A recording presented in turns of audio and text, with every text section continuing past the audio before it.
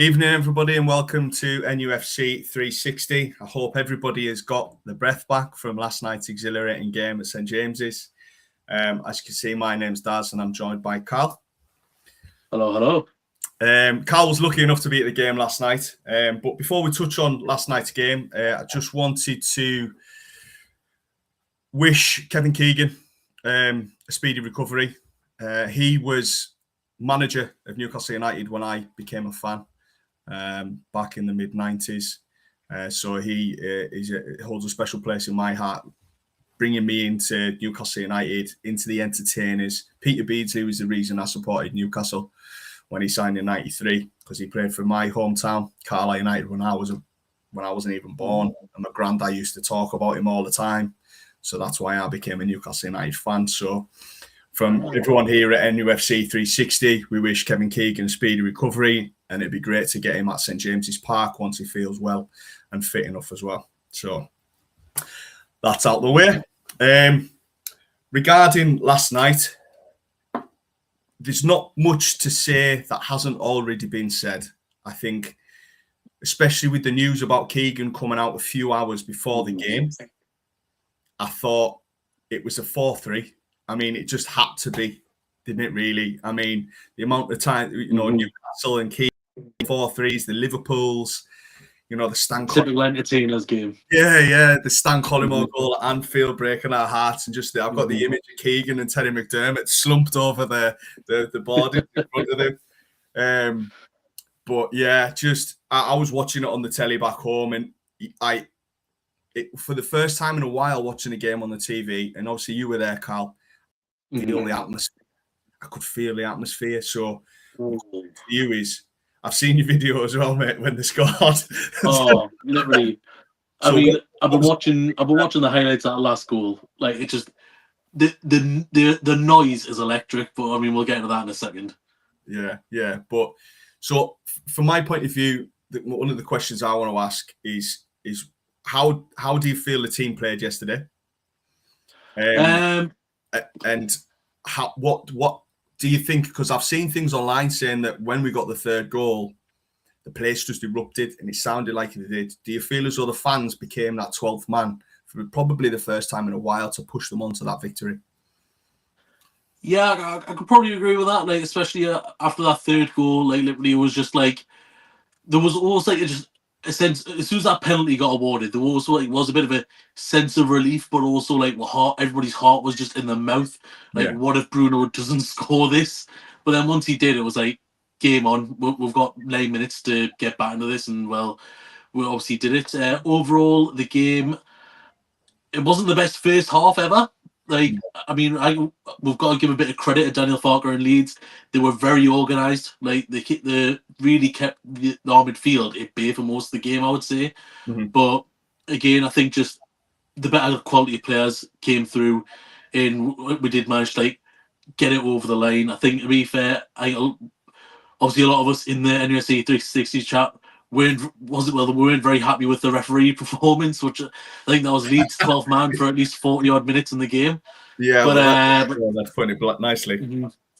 But yeah, I think the fans really did help push it over. And I mean, that Harvey Barnes goal, I mean, there's goal celebration, and there's just something different when it's that late on in the game. Supposedly it's the latest Premier League winner ever.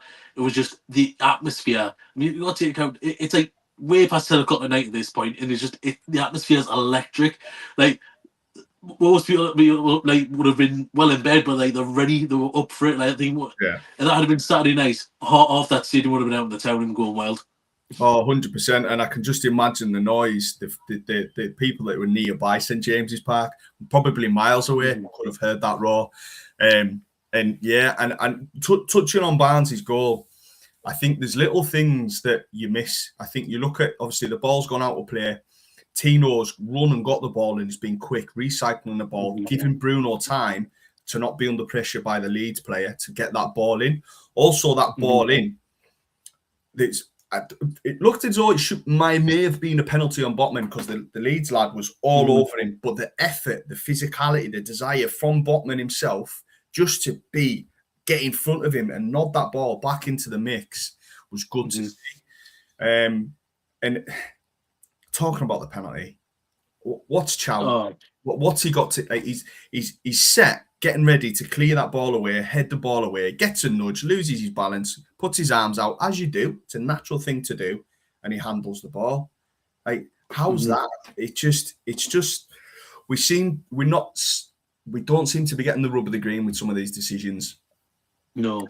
And that one was, I mean, for VAR as well to have a look at that and to agree with the referee. It'd be nice for VAR to turn around and go, excuse me, I don't think that's quite right. I think you might need to look at that. It looks like it's it just seems to be like an old boys club. Just seems to be an old boys club, to be fair, with the VAR. Oh, but very much so. Very much so. Yeah, it does feel like at times. I mean, I don't know if it's maybe just officials in the Premier League, because we don't really seem to hear about these headlines across Europe where VAR is being used, but maybe there's something that needs to be looked at. It did look very, very soft, and you would have hoped if that would have been looked at the monitor, but what can you say? Like, it's. Well, they were even saying on commentary, Cal. They were even, obviously, I know you were at the game. They were even saying on commentary. The bloke, I don't know. I've been Hinchcliffe. He even turned around and said, "That's very, very soft. Very soft." I mean, I've not had time to watch many of the replays, but like from what I've seen, which is, I'm not gonna lie, is very little. It looks soft. Oh, he's been pushed. But anyway, decision's been and gone.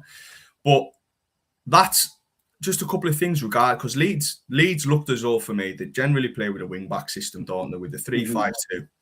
I thought they were very, very good. We were sat watching the game, and the intensity from them was exceptional. Was exceptional. I thought Aronson, who got the 2 goals, he looked very tight. It's the first time I've really watched him. He looked like a real tidy player. The big German lad, is he German in the middle of the park? Stack? It's Stack, yeah, Stack. I thought they lost something when they brought him off. They lost that little bit of physicality. Yeah, I've not watched Leeds very often this season, but every time I do, you're always hearing his name on commentary. Like, he's always getting involved. Yeah, he could be one that maybe moves on to a so-called bigger club in the summer. But that was, so Leeds play with the 3. My point, going back to my point, was Leeds play with the 3. Newcastle have won 11 straight games versus teams that set up with 3 at the back. Obviously, last night was the latest goal in Premier League history to win the game. It was the first time this season that we have won a single, never mind 3 points, a single point from a losing position. And we went behind 3 times. And that is also only the 6th time in top flight history, I believe, that a team have went ahead 3 times and lost the game. Wow. And the last time in the Premier League was Leeds again, when they lost to Spurs in 2022. But and obviously, look, touching on Harvey Barnes, 2 goals last night. He's now, I had a quick look, he's got 8 goals in 10 games against Leeds United over his career. Wow. So, I mean, whenever we play Leeds, we've got to play him regardless. That's obviously, we won't play them again this season unless we get them in the FA Cup, but which we'll touch on later on. But another thing regarding last night's game, Carl, before we move on to some of the transfers and things like that, what did you have a good view on Shah, on the coming together with him and Calvert-Lewin? Because it looked, to me on the TV, it just looked as though there was 2 committed blokes going in, and it looks like he's just got his feet caught in the turf and he's just rolled it, and Calvert-Lewin unfortunately has landed on top of him while he's done it. It looks a bad one. Yeah, but like, unfortunately, like, I've not seen many of the replays, and for where I sit with my season ticket, I'm on the other side of the stadium. Right, okay. I'm in level 7, right at the very back of the top of the gods. So, I mean, it's a great view, but unless I had the binoculars out, I wouldn't have been getting the clearest view. To be fair, it did just look like they both went in for it. Maybe it was a bit more force than was needed, but then again, you're trying to win, you say 3 points. It's like you wouldn't have their battle. I mean, football, it's a contact sport. Injury's going to happen. Maybe it was a bit too much force on both of the players, but unfortunately, Fabian Shaw has picked up an injury, and hopefully he won't be out too long. But no, I mean, I agree with you in terms of the physicality side of things. That's what you want. You want your players. You want your big for centre forward, putting himself about, and you want your centre half dealing with that as well. I just think it's unfortunate. But touching on Shah slightly before we move on to the transfer window, it looks a bad one. It looks like it might be a break. There's been no clarification from the club. I know Shah's put something out on his personal Instagram today. If it is a break, do you think that's potentially the last time that we see Shah in the black and white? Yeah, I think I may have covered this on the reaction. I did say is maybe that's the last time we're seeing Fabian Shaw. If the rumours are true, that potentially he may be looking for a move away in the summer. I really hope it isn't, but if it is, what a fantastic servant he's been. I mean, maybe the best bargain we've ever had of any player that was signed in the Premier League. But I really hope it isn't. I hope he has one more run out at St James's Park before he does depart. But if this is the end of Fabian Shaw's season, it's a massive shame because he's been one of the key figures at the back four this season. I really hope it isn't, but just don't want to say his fingers crossed and hopefully that he's back soon. Yeah, especially one game after his 250th appearance for Newcastle. You know, £3 million from Deportivo. And I'm just, I just, same with you, Carl. I hope that if it is a break, it's a clean break and there's no issues with any of the ligaments or anything like that. That's when you're looking at months. If it's a clean break, he could be back around March time. You know, maybe just after the international break in March. So hopefully we've got good news. Fingers crossed. And hopefully some of the other players will come through that game as well. Obviously, Botman's first minutes in a while. Trippier was back on the bench. Murphy was apparently injured, but then came on the pitch. And obviously Tonali. Congratulations, Sandro, by the way. Yes, congratulations, Sandro, yes. And Gilletta. Birth of the first child as well. That's why he didn't come back on at half time and after half time. So I mean, if you're gonna lose, I was a bit harsh in the review, but well, fair enough. He was stressed. We'll let him off. Yeah, I mean, his wife, he's giving birth to their child, so you know he's gonna need to be there. Imagine if he missed it. I suppose we can let him off for that. Yeah. But we're gonna move on to contracts expiring towards the end of the season. Which I think may or may not, I think will and should push us to try to look to get some players through this January. So we look at the players that are out of contract at the end of the season. We've obviously touched on Shah, Trippier, Lascelles, Kraft, Mark Gillespie, who never seems to go. Obviously, Ramsdale's deal's a loan deal with an option, not an obligation. Matt Target, and I believe John Ruddy as well. Out of any of them, do you see any of them signing on for another year? Take the goalkeepers out of it because one of them probably will. But out of the rest of them, do you see any of them signing? Because I've just look at their ages as well. We've got they're all 30 plus. Yeah, we've got the fifth oldest on average age squad in the Premier League for this season. So you're looking at Shah's 34, Trippier 35, Lascelles 32, Kraft's 31, Gillespie's 33, Ruddy's 39. You know, so we need to bring the age down of the squad. We need to bring the age profile down of the squad. And I think Ross Wilson himself has actually stated that on more than one occasion. But out of those, do you see any of them re-signing? If not, do get offered a contract. I think if any of them are going to offer contracts, it's going to be a 1 year deal at best. It will purely depend on if we get anybody in, but I would definitely offer Jamal Lascelles a 1 year contract, Kieran Trippier a 1 year contract. Because they're our captains off the field, they're our captains behind the scenes.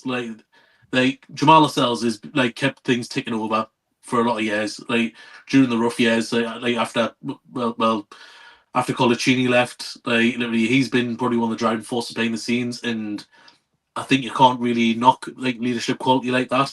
I don't really think we've got too many leaders in this team, to be fair. But I'm not sure about Emil Kraft. I mean, there's lots of talk of Shaw being moved away. I mean, if Mark Gillespie's good in the dressing room, great. I think that's the same reason why John Ruddy's been kept there. But I think realistically, I probably only see Trippier and Lascelles being offered a contract out of that lot. Yeah, I think going back to Shah, I think Shah wants to play more, and I think his performances over the last month have probably indicated to me that he's on the downside of things. Yeah, he's over the hill now. I think, Yeah, unfortunately, still not a bad player. Still a no, great player. no. Still a superb rotational option for the club, and because he's been there for so long as well, he has that seniority around the group. And you look at the two young fullbacks that we've got as well. It's good to have him. He knows again, similar to what you said about Lascelles, he knows the club. I think Trippier's a tricky one. I think with everything that's potentially happened off field for Trippier, he may feel as though a move would be the best thing for him and his family, which you wouldn't begrudge him that. He was one of the first to come over and have a look at the Newcastle kind of Phoenix from the Flames, the rehabilitation in Newcastle United when the Saudis took over. So he'll forever be remembered as one of the cup winners. Yeah, I agree. I think Trippier would be brilliant to keep. He's in a kind of, he could even dangle the carrot of a player coach role as well, because I can see him doing something like that. You're looking at contracts as well that are running out in 2027. You know, we've obviously Tonali randomly had the extension when he was out to 2028. Botman, I believe, there's still discussions ongoing there. Willock's contract as well, which we'll touch on Willock in a moment. Murphy and Byrne as well. Murphy and Byrne, I think, with being fans and local lads, do you think that they would accept rolling 1-year contracts? Obviously, Byrne's a little bit older than Murphy, and accept being a rotational part of the club that they support. I could see it. Potentially, like, it's hard to say. Like, but given the age, given with the way the club wants to, but it's one of them. I think it will be interesting, but we'll have to see what happens. Yeah. What do you think they're going to do with Botman? Because I know they're talking to him, but with his injury history, before he got injured, before he's got those ACLs, he had. People forget this. He had a similar impact, if not greater, than what Xiao had when he first joined the club. Oh yeah. He's an absolute Rolls Royce when he's on form, and I just want him to get back fit, because I genuinely think that them two, with Hall and Tino as our back four, we'd be up with some of the best in the league for me.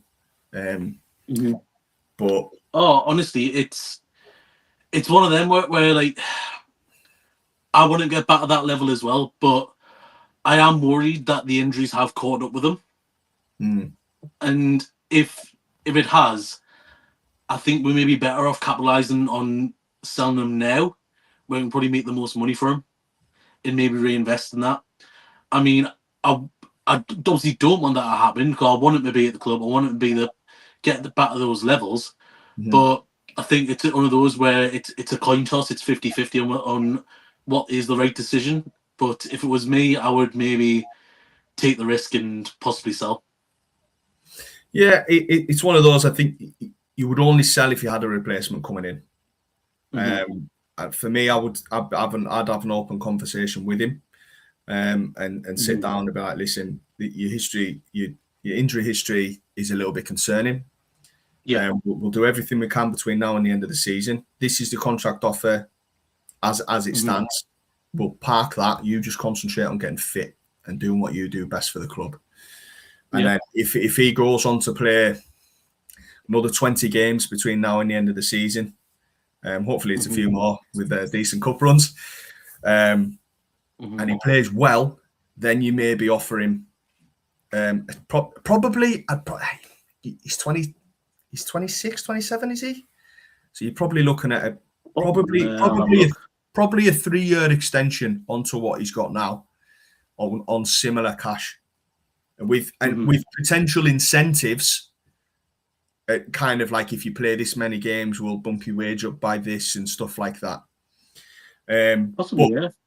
But talking about potential outgoings of this window, do you see Botman's 25, Botman's only so 25? maybe a longer contract. He's turning 26 in 4 days, actually. Right. Okay. So yeah. So it'll be 27 at the end of his contract. Yeah, Right. sorry, Okay. yes. Yeah. So yeah. No, I mean, yeah, 3-year contract extension onto what he's got takes him up to 30. And then we can see from there. But going back to potential outgoings, do you see any potential outgoings this month? I mean, there's been a lot of links of Willisula.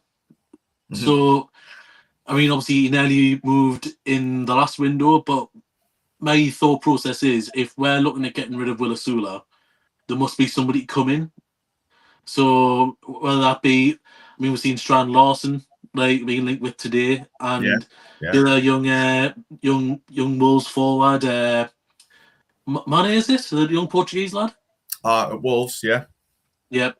So I don't know if they're being potentially spoken to, but I think Willisula could be a one that we could see moving. I mean, there's been links with Joe Willock potentially moving. I mean, Willock is at that sort of level where he's not quite in the starting 11, but if we're going to reinvest in the starting 11, he's a player you would probably look to move on.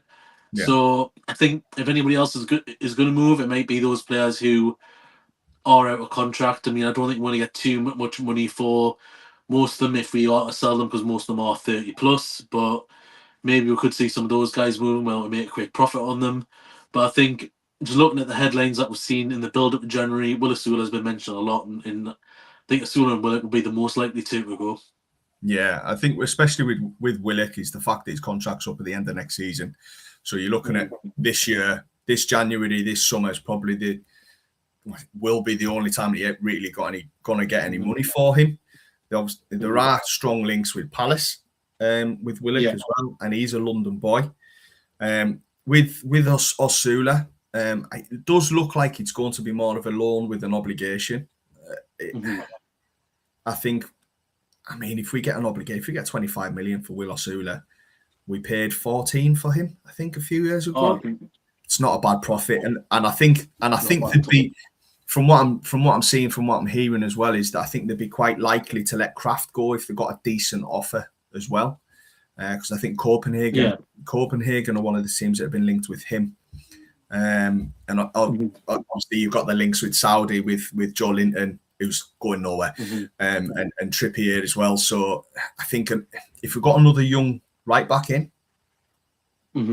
maybe Trippier goes in January as well. But I personally can't see that one. I think Trippier will be the one at the end of the season, and I think if there is going to be one outgoing, I agree with you, Carl. I think it's going to be Osula. I'm not sure that they'd be quite happy to bring someone in, because I think they think a lot of Sean Neve, so he could be just somebody they have in and around the squad, learning off us, big Walter Marder and Visser, and just being around the squad, learning how to be professional, and I think it might do in the world of good.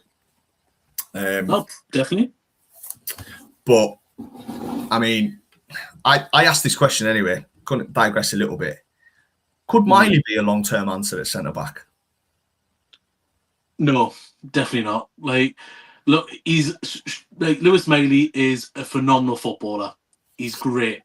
Like, he's been fantastic at right back, but he gets caught out defensively a lot because of the level of player he is able to recover. Whereas, like, when you've got somebody who's in that natural position, like what you can see when Livermento came on yesterday, like just the positions that he was covering where Miley.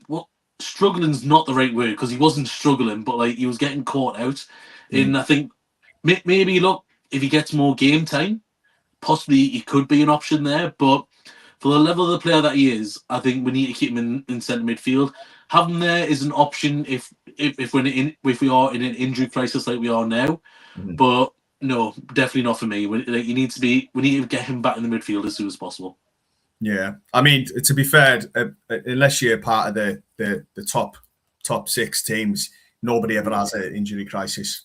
But anyway, so yeah, talking about potential incomings, the interesting part, we've been linked with about 100 different names, and because of Yeah. Newcastle, because of PIF, because of the finances that they have at their disposal, agents are going to use Newcastle United's name just Oh, of course. to push the price up and to push their fees up.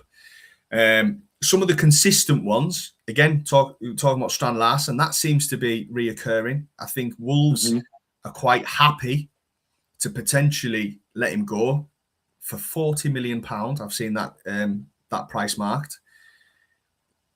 I just can't see us going to spend £40 million on another striker, especially after we spent £120 million on the two that we've got at the moment. I think if we're going to get another striker, I think it's going to be a younger, up-and-coming striker. I just think from a financial point of view, it makes sense because you're going to want to rotate between Visser and Voltemada.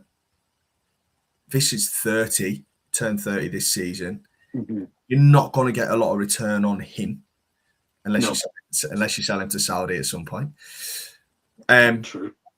And I just think the Strand Larsen one for me is a dead rubber. I cannot see that one happening now. I think the opportunity was in the summer. I think he showed what he could do in the Premier League last season, and when he was at Girona, Getafe, that Wolves signed him from. He scored goals there as well in the season. I think the new name for me was Sousa, a Brazilian left back, for about 16, 17 million pound.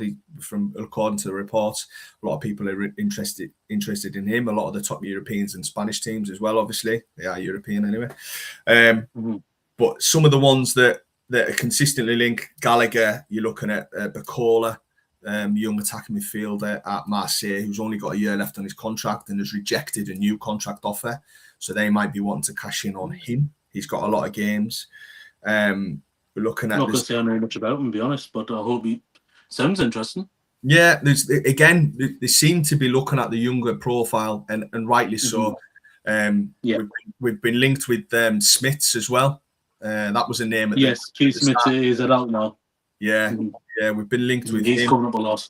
Yeah, and his price is slightly going up after every report, and now everybody's looking at him from what I'm seeing. I don't think that one's going to happen in January. I think that one's going to be a summer one, and then again it might be one that highest bidder. For me, I would look at this market to try and get some defenders on board. We've been linked with Mingueza from Celta Vigo, a right back. He's 26 again, but his contract's running out. He'd be quite cheap. Played a lot of games. He's athletic. The young lad at Toulouse, I believe. Methily. I don't know if you've Methily, something. Sorry, mate. We've probably butchered your name, but possibly. He's one at Toulouse alongside his the goalkeeper there as well. He's been linked a lot. Yeah, so that could be a double swoop, because that Methily is a left-sided centre back who has played left back. So when Hall needs a rest, we can stop Dan Burn going out there. Well, yeah. I mean, we do just need a lot of depth in general in a lot of positions. I mean, you were talking about obviously alternating like Wissa and Voltemada, and I mean, obviously, yes, we will need to. But when I look at like a lot of teams that have like done well, have been up there, they've not normally got like at least 4 strikers who you can guarantee are at least going to get you 10 goals a season. I mean, like you look at like the Man United teams of old, like when they had like, I mean, like, the last title that Alex Ferguson won, I mean, literally they had like Rooney, Van Persie, Welbeck, Chicharito, maybe a couple of other strikers. Like, I'm not saying that we need to have strikers of that caliber, but I think we do need to just have like at least like 4 to 5 players that we think, right, if someone's injured, there's 10 goals a season, which might not be a lot, but that might be what pushes it over to get Champions League, maybe pushes it into a title challenge. So I think maybe we do need to try and get maybe another 2 strikers. I'm not saying this window, but maybe by the end of the next window. I mean, as for the Celta Vigo right back, like 26, like might not be the younger profile that we're looking for on in It's terms younger of than signings. Trippier But and Kraft. well, that's it. Like we need to like get that age down, but we also need like no disrespect to Emil Kraft. He has been a fantastic Yeah, servant and he's always done well when called upon. But like we do need a slightly younger player who think right. We at least get like 3-4 seasons out of you. Who like yeah, you might not get ahead of Tino Livramento, but at least you're a natural right back when Tino Livramento isn't available. yeah, Like no disrespect to Lewis Miley, he has done very well at right back, but obviously we we need to get to a point where unless like we say we are in an injury crisis where we're shoehorning players, we're not just like, oh well, this is an experiment, we'll hope it works. I mean, obviously it's worked out very well, but I think we just need to make sure we've at least got 3 solid options in every position if possible. yeah. I think you want at least two. You want at least two, and both going back onto Tino. Both Tino and Hall have shown that they miss games. So we need quality depth. And I'm not saying that Dan Burn or Kraft or Trippier aren't quality depth, but I think No. this season when Hall and Tino were out and they were playing, and then when they came back, the difference in the team was stark, really. It was massive. Obviously, there's been links with Ruben Neves as well. He's wanting to come back from Saudi. Oscar Bob, Savinho, like are these potential players that you would like to maybe get in on loan? Because Murphy's been playing through an injury. You know, obviously Alanga at the moment's injured. I don't really know what the injury is. I haven't seen anywhere that's stated what's actually wrong with him. I've not seen anything though. And obviously his confidence is shot for a start as well. So, Possibly, yeah. So you think to yourself, do you go and get a Savinho or a Bob on loan with an option to see how they do? Yeah. To help with the wide players that we've got. But then you think to yourself, well, how will that affect Alanga mentally? Will you think, well, will I get an opportunity? But yeah, I think you look at for me, looking ahead in January, I want a goalkeeper. I don't think Ramsdale is it. I don't think Ramsdale's it. I think Pope, he's been a brilliant servant, but again, he showed last night when Leeds hit the crossbar, he just decided to come and have a little wander. He was getting a bit bored, I think. That would be the one. He does that, yeah. Yeah, that would be the one position in the summer that I want us to target. And I think again, there's the links with Kobel again at Dortmund. And rest days as well. I think Trafford's wages have obviously seen quite a hike at City, and they might. Trafford, I think we just need to move on from, my opinion. Yeah, I think he had the option to come to us, and he decided. But again, he come through the youth at City as well, so he's obviously got that connection there. Talking about players that have come in, but they've also gone out. Cadero came back from his loan at Westerlo, where I think he played 7 times. And he's gone back to Spain, to Cadiz. A lot of high hopes about him. People, like when we signed him, people were raving about him, and I hope. I haven't seen 2.0. Yeah, I haven't seen much of him at all, to be fair, but I just hope that he gets to Spain and he gets a bit of confidence. And he plays some games. But is there any more names that you can think of that we've been linked with that you'd like us to bring in before we wrap up? And on the topic of move on to Bournemouth. I mean, on the topic of loans, I mean, similar to take my Man City for a second. Yeah, seen Nathan Ake linked. I mean, I would certainly take him on a loan. Like, I wouldn't say him permanent because obviously we're talking about bringing the age of the squad down. But other than that, I don't think I've seen too many like that we've actually been linked with. I mean, I've got ideas of who I would want to bring in myself. I mean, I know not everyone's been a bit enthralled when I mentioned Troy Parrott, who's currently doing well at is at Alkmaar, but he obviously striker option. I think he could do well for us, but there's nobody who I can really think of. I mean, I've just been having a look as well. I mean, another former Man City player who apparently we've been linked on loan with. Not only it's the best source ever, but apparently Raheem Sterling is being linked with a loan move to us. I think that's agent talk. I I can't think it see is as well. Eddie and the PIF even agreeing on that. To No. be completely honest, I think his wages are astronomical for a start, and and I think he's played 7 minutes of football in the last 3 years. Oh, something like that. It would be a huge risk to even go from, so I wouldn't even entertain it. But just touch on the goalkeepers there. I mean, we do definitely need a new goalkeeper, but I think that's a position that can wait till the summer. Yeah, Like I I think Nick Pope and Ramsey are good enough to get through the season, but I mean, how many teams are going to let their number one keeper go in a January window? There's not going to be many. But No. at the same time, like apparently Barcelona are looking to shift Ter Stegen, and I'm really surprised that we've not winning. To be fair, I think again though, I've said this once or twice already this evening. I think it's an age profile. I think Ter Stegen's 33, 34, so that's not a long-term answer.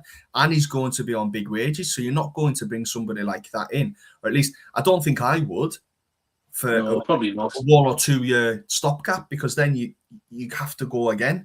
And I think what Eddie and especially the Wilson are looking at are, can you, because we potentially got our fullbacks for the next 5-6 years at least. You know, Charles 24, Botman, if he gets back to form's 25. That's your back four sorted for the next 3-4 years. Obviously, hopefully with some good additional rotational pieces in. Then you get a good goalkeeper in. Corbell's 28, which is ideal age for, I'm sure he is. He's 28, 29, I think. Experienced, playing the Champions League, Swiss international. He'd be a brilliant signing. But anyway, we'll have to move on. We'll move on to Bournemouth. FA Cup hasn't been our friend recently. No.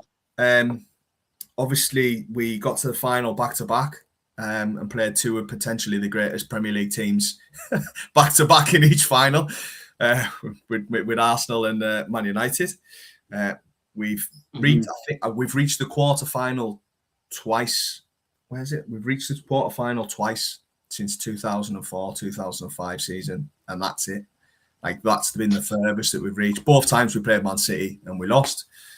But Bournemouth seem to have it over us. We haven't beaten them since we played them since we beat them in the Carabao Cup in December in 2022.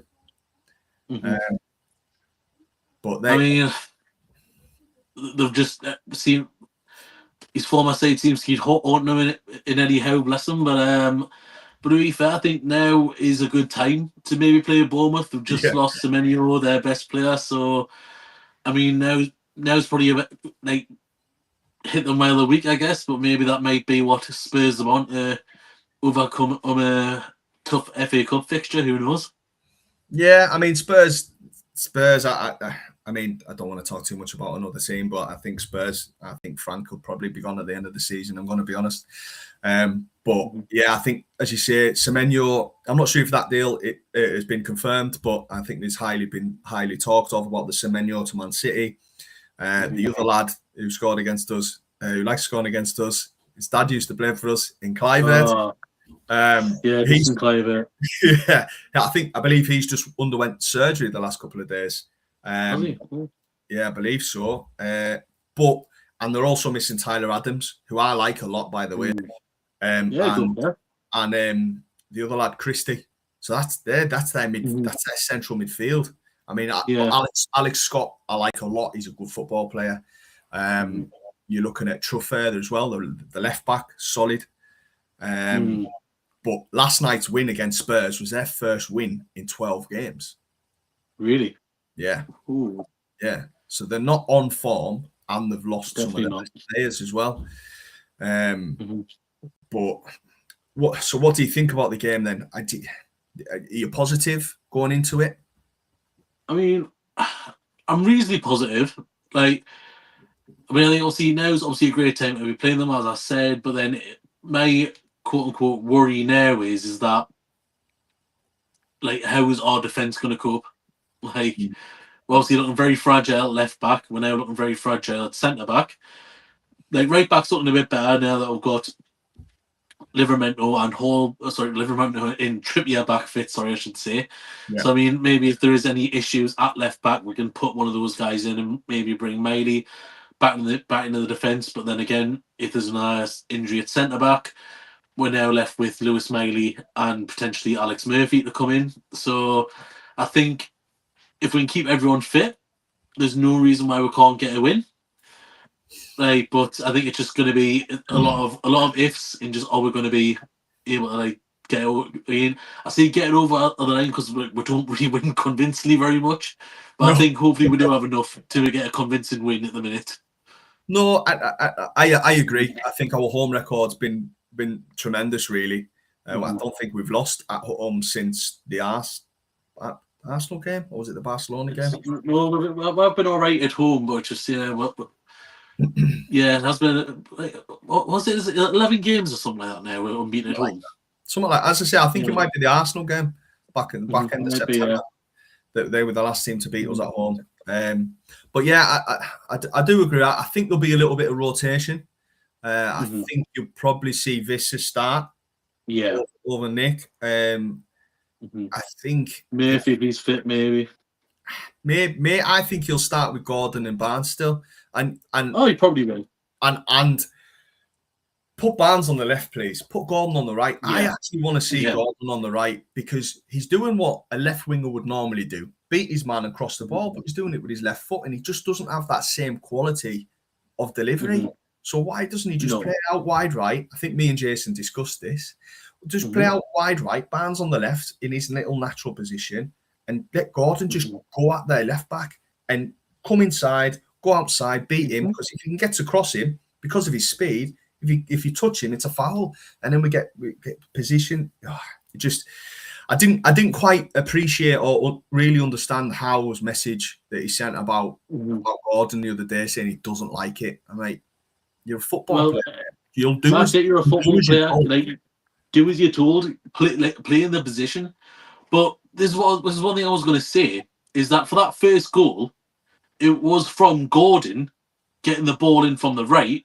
In Bonds on the left, like even though like they weren't playing on that side, just where they were at that point in time. Yeah. Gordon ended up on the right wing, Bonds was on the left wing, and Bonds gets the goal. So, like, obviously it can work. Well, I genuinely, I do think it could work, and I think it would be more beneficial for us, and I think it'd be beneficial for Gordon in terms of his stats as well. I think he would get more involved. I think if you're looking at, you've got the right back Tino who can come in and out, and I just think it would. I think obviously I don't know how he's thinking. I just think he's thinking left wing England World Cup, right wing England's going to be. It's going to be Saka. It's going to be, isn't it? And I think the left wing he sees might be his.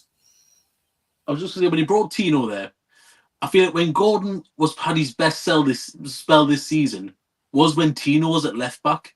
Like their link-up play together was quite good. So see what it's like at the right. See what they do. Yeah, because what's the like? I think he'll still make the squad. They're talking about England. So if he shows Tuchel that he can do it on both wings, if Saka goes down, then he could come and play on the right as well. Definitely. But yeah, I think for me personally, talking about rotation, I would maybe just give Tonali the weekend off. Yeah, just give him the weekend off. He's looked a little bit fatigued. Definitely. He's him and his wife have just obviously welcomed the new first child into the world. I would give him the weekend off and just let him loose against City. But I think there will be rotation. I think I'd like to see Trippier get some minutes. My big worry playing Bournemouth is not because obviously we don't have a great record. Every is a great coach. Tactically, he'll set them really well. By the way, I think our 0-0 out at their spot has turned out to be a pretty valuable point, and we got slated for our performance in that game. I like the lad they've got up front, that Krupi. I think I'm sure I read somewhere that he's scored the most goals in Europe's top 5 divisions for for a teenager. Second most, sorry, behind Yamal. Okay.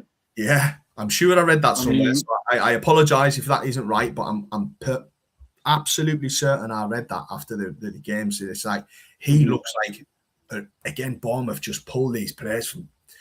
He just looks like another gem. Now, if he continues his form, he would be someone I would look at in the summer because Iriola might be gone. Maybe worth the punt, but anyway, Carl, quick one before we sign off. What's your predictions on Saturday then? What are we going with? Are you going to the game? Yeah, I'll be going to the game, yeah. I love a 2-1, but I think we'll say 3-1. We'll say 3-1 one to Newcastle, I'm going to say. They're not too different, because I know I want to say 2-0, but you know what? We seem to be in good goal scoring form, but I can't trust we're not to concede a goal, so I'm going to say 3-1. Yeah, I was feeling it. I was feeling a 3-1, to be fair. I think the clean sheet the other day. Oh, who did we beat 2-0 the other day? Palace. Oh my God, that was our first clean sheet in about 12 games. So we've shown. When, yeah. But again, if you look at the injuries that we've had at the back, if you look at the rotation that we've had of players playing here, there, minutes, there's been no real connectivity between the back four. There's been no chemistry being able to build, and the rotation of the goalkeepers as well. So I give them a little bit of a pass. I feel a 3-1. I feel a Visser brace, and I think Joe Linton's going to continue his goal scoring form. I hope you're right. I like the sound of that. But anyway, I think that's that. I think we've covered everything quite in depth, probably a little bit too in depth. Again, just want to pass our well wishes on to Kevin Keegan. Hope he feels better soon. Obviously, our Swiss diamond in Shah, and congratulations to the Tenalis on the birth of their child. So from me and Carl at NUFC 360, good evening. All the best.